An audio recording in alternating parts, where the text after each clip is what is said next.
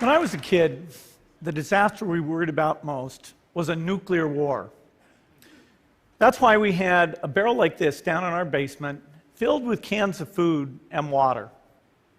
When the nuclear attack came, we were supposed to go downstairs, hunker down, and eat out of that barrel. Today, the greatest risk of global catastrophe doesn't look like this. Instead, it looks like this.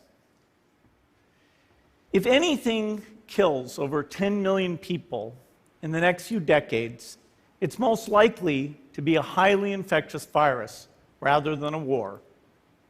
Not missiles, but microbes. Now, part of the reason for this is that we have invested a huge amount in nuclear deterrence, but we've actually invested very little in a system to stop an epidemic. We're not ready for the next epidemic. Let's look at Ebola. I'm sure all of you read about it in the newspaper. Lots of tough challenges. I followed it carefully through the case analysis tools we use to track polio eradication.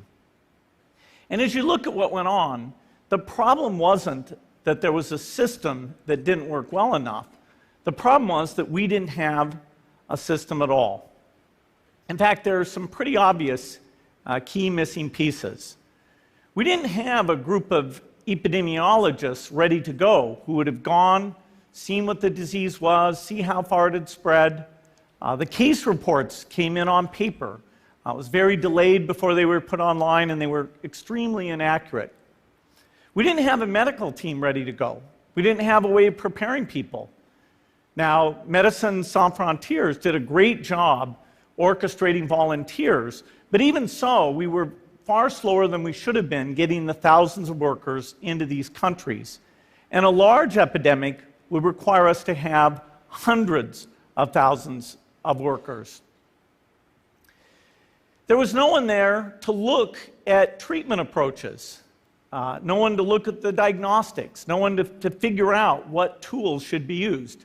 As an example, we could have taken the blood of survivors, processed it, and put that plasma back in people to protect them.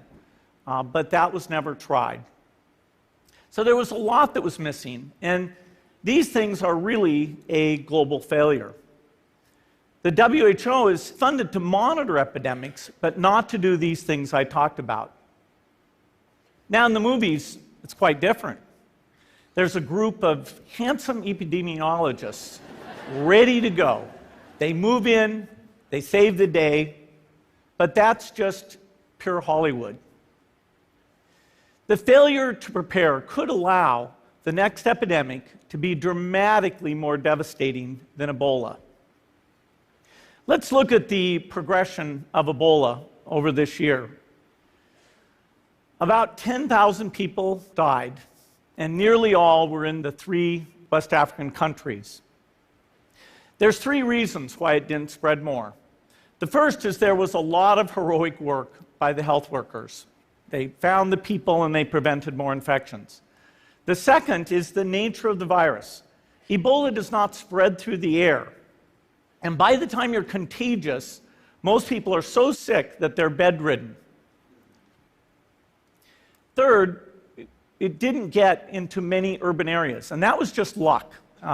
If it had gotten into a lot more urban areas, the case numbers would have been much larger. So next time, we might not be so lucky.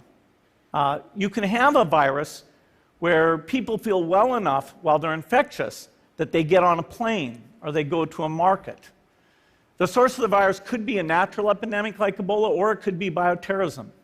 And so there are things that would literally make things 1,000 times worse. In fact, let's look at a model of a virus spread through the air like the Spanish flu back in 1918. So here's what would happen. It would spread throughout the world very, very quickly. And you can see there's over 30 million people die from that epidemic. So this is a serious problem. We should be concerned. But in fact, we can build a really good response system. We have the benefits of all the science and technology that we talk about here. We've got cell phones to get information from the public and get information out to them. We have satellite maps where we can see where people are and where they're moving. We have advances in biology that should dramatically change the turnaround time to look at a pathogen and be able to make drugs and vaccines that fit for that pathogen. So we can have tools, but those tools need to be put into an overall global health system, and we need preparedness. The best lessons, I think, on how to get prepared are, again, what we do for war. For soldiers, we have full-time waiting to go. We have reserves that can scale us up to large numbers. NATO has a mobile unit that can deploy very rapidly. NATO does a lot of war games to check, are people well-trained? Do they understand about fuel and logistics and the same radio frequencies? So they are absolutely ready to go. So those are the kinds of things we need to deal with an epidemic. What are the key pieces? First is we need strong health systems in poor countries. That's where mothers can give birth safely, kids can get all their vaccines, but also where we'll see the outbreak very early on. We need a medical reserve corps, lots of people who've got the training and background who are ready to go with the expertise.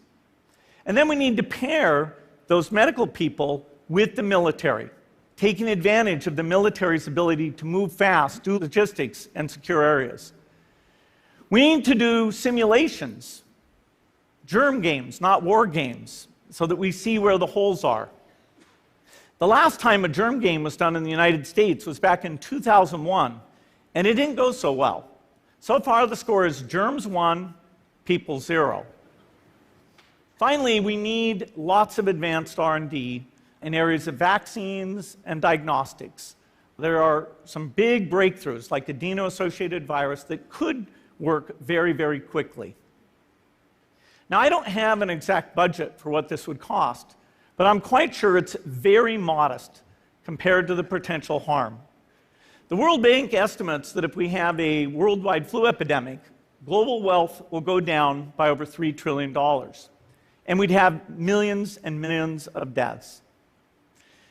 These investments offer significant benefits beyond just being ready for the epidemic.